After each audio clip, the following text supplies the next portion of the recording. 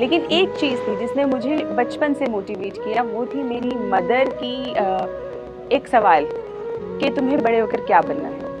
तो वो जो सवाल था उसने मुझे कॉन्स्टेंटली मोटिवेट किया और ये सोचने पे मजबूर किया कि मुझे आखिर बनना क्या है। स्ट्रगल्स मुझे लगता है लाइफ का हिस्सा है और ऐसा कोई व्यक्ति नहीं है जो स्ट्रगल नहीं करता। तो मैंने भी अपने हिस्से के स्ट्रगल्स किए, वो चाहे फाइनेंशियल लेवल पे हो, फिजिकल लेवल पे हो, इमोशनल लेवल पे हो। तो जैसे कि जब मैंने पहली बार असफलता हासिल करी प्रीलिम्स में, तो कहीं ना कहीं उसने मुझे मैच्योर किया, उसने मुझे इंसाइट दी कि मैं कैसे मेहनत करके चैलेंजेस को ओवर करके उनके मेंस को क्लियर करना सीख जाऊँ। और जब मैं मेंस में असफल हुई तो मुझे उन चैलेंजेस से पता चला कि मैं कैसे इंटरव्यू तक पहुँचूँ। रुकावटें तो जीवन में बहुत आएंगी, डर भी लगेगा, निराशा भी होगी, पर यही जीवन का रास्ता है।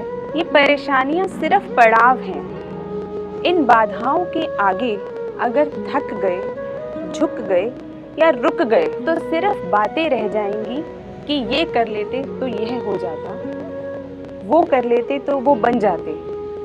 लेकिन अगर सच में कुछ बनना है तो हिम्मत तो दिखानी होगी। दुनिया कह रही है कि तुमसे नहीं होगा, दुनिया कह रही है कि जो ये तैयारी है ये 2 साल में होती है, 2 दिन में नहीं होती या 2 महीने में नहीं होती। ये सब दुनिया कह रही है। इंटरव्यू में मेरे नंबर बहुत कम थे, सिर्फ 151 नंबर।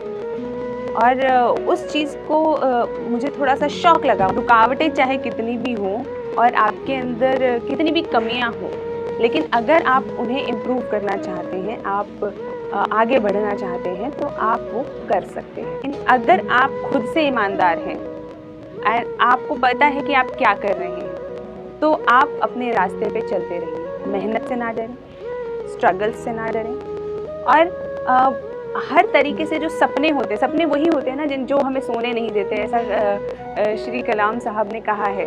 तो वो बात बिल्कुल सत्य है।